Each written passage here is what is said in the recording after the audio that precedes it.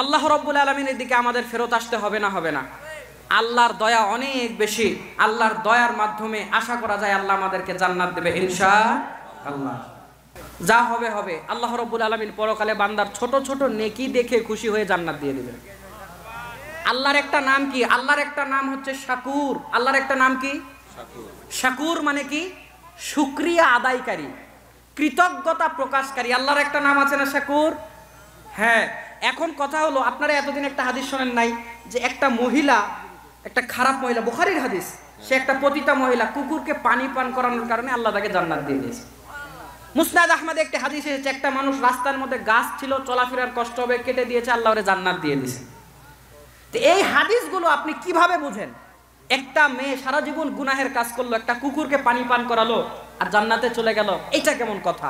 তার মানে আল্লাহ রাব্বুল আলামিনের একটা নাম হচ্ছে শাকুর, শুকরিয়া আদায়কারী।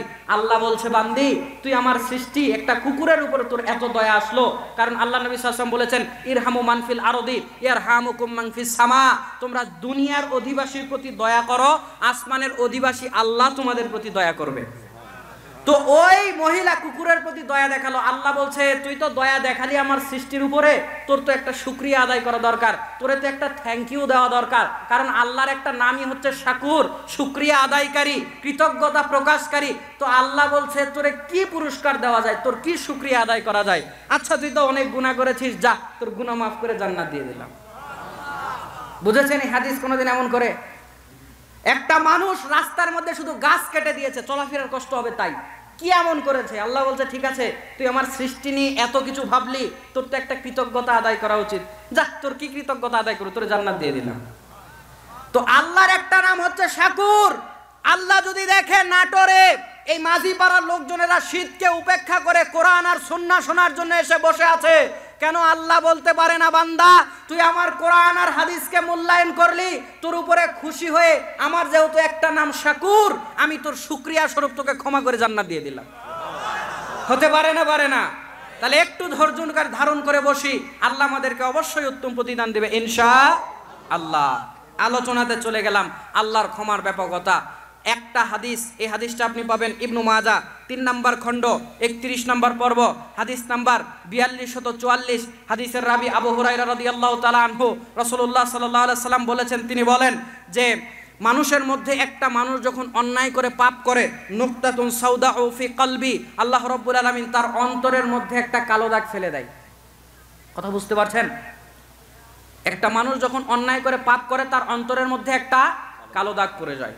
আল্লাহর নবী বলেন, অন্যায় করার পর, পাপ করার পর বান্দার অন্তরের মধ্যে যখন কালো দাগ পড়ে যায়, ফাইন তাবা ওয়া নাযাআ ওয়াস্তাগফারা সুকিলা কলবু, ওই বান্দা যখন আল্লাহ রাব্বুল আলামিনের কাছে ক্ষমা চায়, ওই বান্দা যখন আল্লাহ রাব্বুল আলামিনের কাছে ফিরে যায়, আল্লাহ রাব্বুল আলামিন তার অন্তরের ওই কালো দাগটা পরিষ্কার করে দেয়।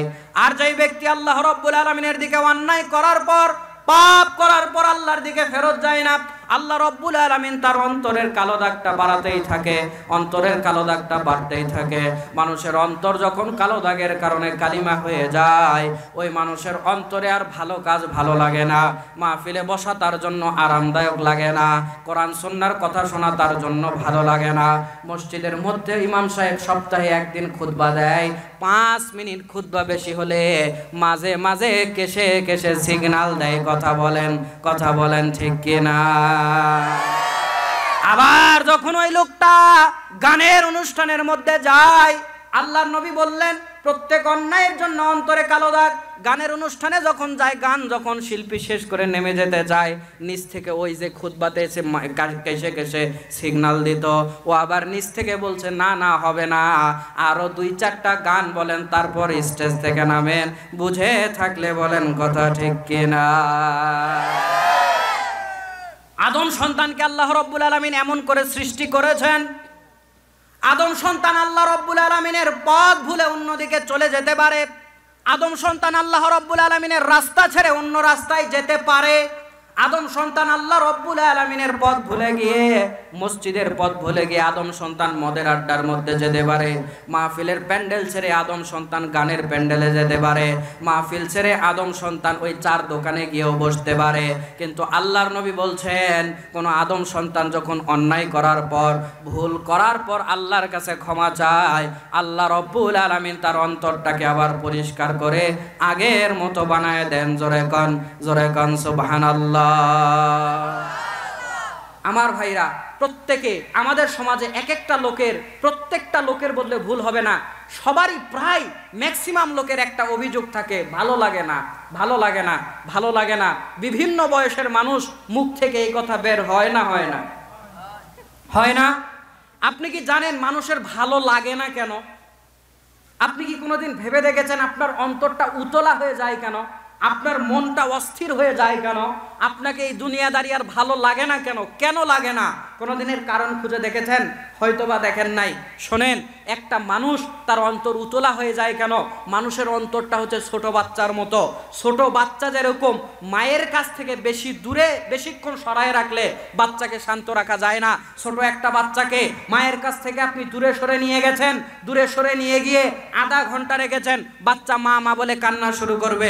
কথা বলেন ঠিক কিনা? বাচ্চার হাতে একটা চকলেট দিলেন, বাচ্চা 5-10 মিনিট খাওয়ার পর, খেলাধুলা করার পর আবার বাচ্চা মা মা বলে কান্না শুরু করবে।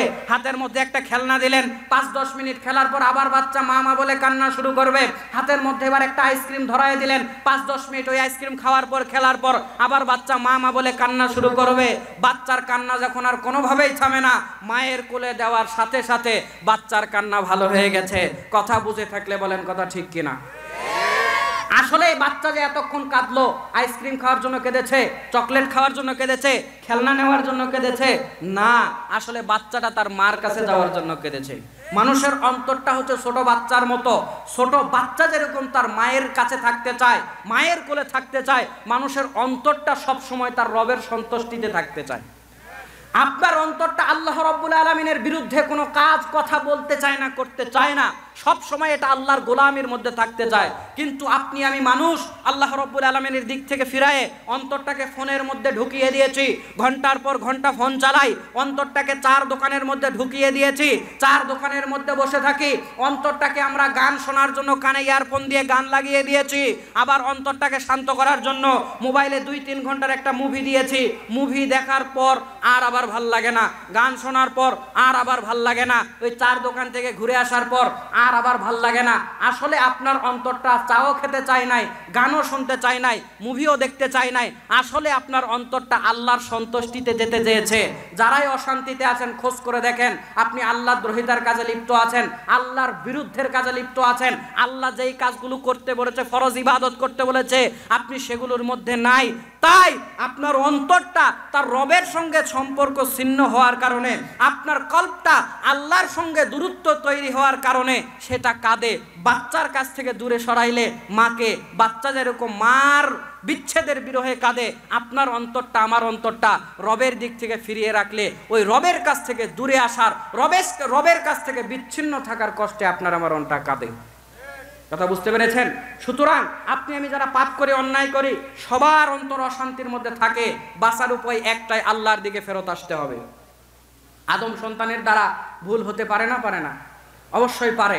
আপনি হাদিস নেন মিশকাতুল মাসাবি 3 নম্বর খণ্ড 10 নম্বর পর্ব 2344 নম্বর হাদিস। হাদিসের রাবি আবু সাঈদ খুদরি রাদিয়াল্লাহু তাআলা আনহু, তিনি বলছেন, ইন্না শাইতানা ক্বাল, নিশ্চয় শয়তান আল্লাহকে বলল, ওয়া ইজ্জাতিকা ইয়া রাব, আপনার ইজ্জতের কসম করে বললাম প্রতিপালক, লা আবরাহু উগি ইবাদাকা মা দামাত আরওয়াহুহুম ফিস সাদিহিম, আল্লাহ রাব্বুল আলামিনের কসম করে বলছে শয়তান, হে আল্লাহ আমি আপনার ইজ্জতের কসম করে বলছি, নিশ্চয় আপনার বান্দাগুলোকে গোমরা করব যতদিন তারা বেঁচে থাকবে। এবারে আপনার কাছে আমার একটা প্রশ্ন, শয়তান আল্লাহকে মানে না? কথা আমার শুনছেন আপনারা? আসেন না চলে গেছে? গা কি একেবারে ঝুমে গেছে? বিড়ি খাবেন? বিড়ি খান আপনারা?